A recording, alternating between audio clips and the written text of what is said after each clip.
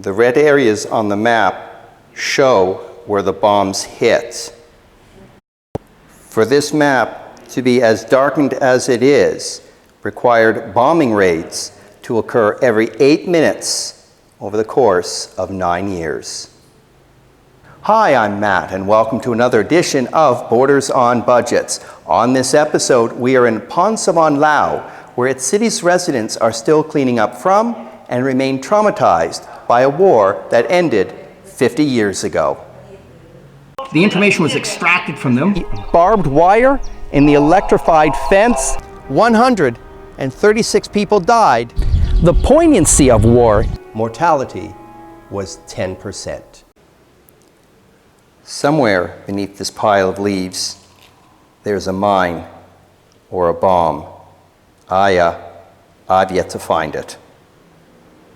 The Mines Advisory Group is an international charity dedicated to cleaning up the 3 deadliest letters in the English language. UXO, unexploded ordnance.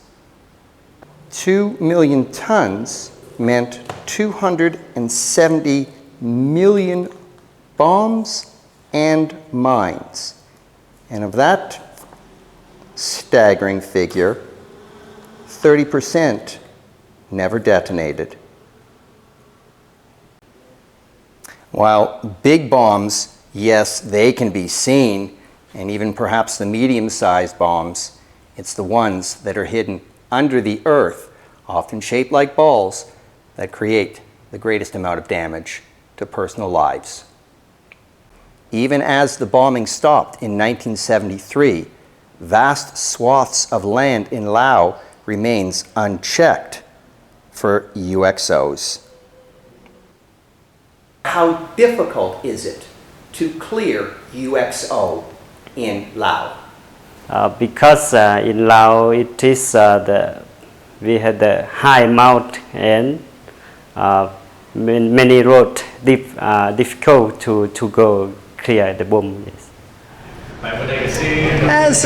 As we leave the Mines Advisory Group and make our way to another stop in Phonsavan, this gives me an opportunity to give a quick overview of the Vietnam War and how it affected Laos and why it affected Laos.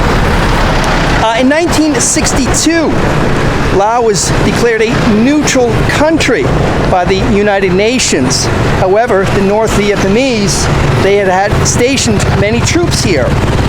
Meanwhile, as the fighting intensified through the mid-60s, thus involving the Americans toward their protection of South Vietnam, Laos and Cambodia, but Laos particularly, became an area for transportation of North Vietnamese troops and munitions.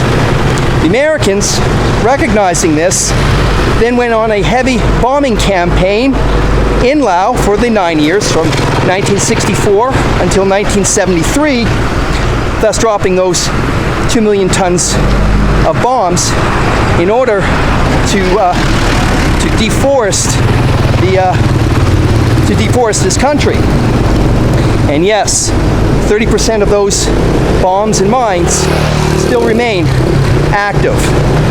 For tourists coming to Phonsavan, and yes, there is a significant reason for tourism in Phonsavan, it is called the Plain of Jars, which are several dozen fields containing thousands of large containers that even to this day still has archaeologists perplexed as to the reason that they were made, whether it was for water containment, salt containment, or even for human remains. So the Plain of Jars is the reason why tourists come to Phonsavan. And yes, it has only been in the past few years where UXOs were removed from that tourist area by the Mines Advisory Group. One more thing of note before we get to the next stop, and that is, or the next stop will be, what will be the Quality of Life Association, because, well, even to this day, again, almost 50 years after the Vietnam War, or the American War as it is known in Vietnam, 50 years after hostilities ended, this country, it is still recovering, and there are still victims from that bombing campaign.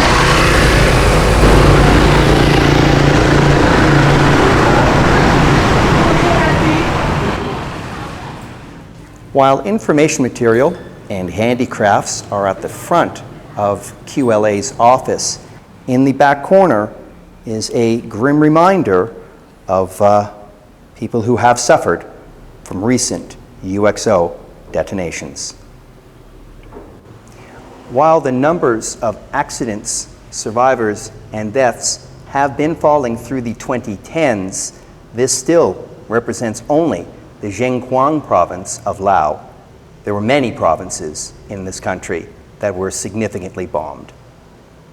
Especially in Laos' rural areas, the randomness of an unexploded ordnance hits immediately. If injure people like in rural area, so coordinate with every step of the district. They bring to the district hospital, then bring to the provincial hospital. So it's difficult. While resources in Laos remain scarce for those who are suffering from severe physical challenges from the detonation of a UXO, at least the stigma of handicapped people are coming to an end, according to Van Dua. The government raised about policy, especially for the people with disability. So a lot of people that don't stigma about the people with disability. In addition to rehabilitation skills, the handicrafts of silk weaving become an art that is sold to the public, and the profits go right back to QLA and the survivors themselves. On behalf of the Quality of Life Association and the Mines Advisory Group, this has been another edition of Borders on Budgets. A reminder, Borders on Budgets, long-distance hikes, slices of life, not a lot of money. From Phonsavan Laos, thank you very much for tuning in, and I look forward to seeing you on the next episode. Which one means avalanche?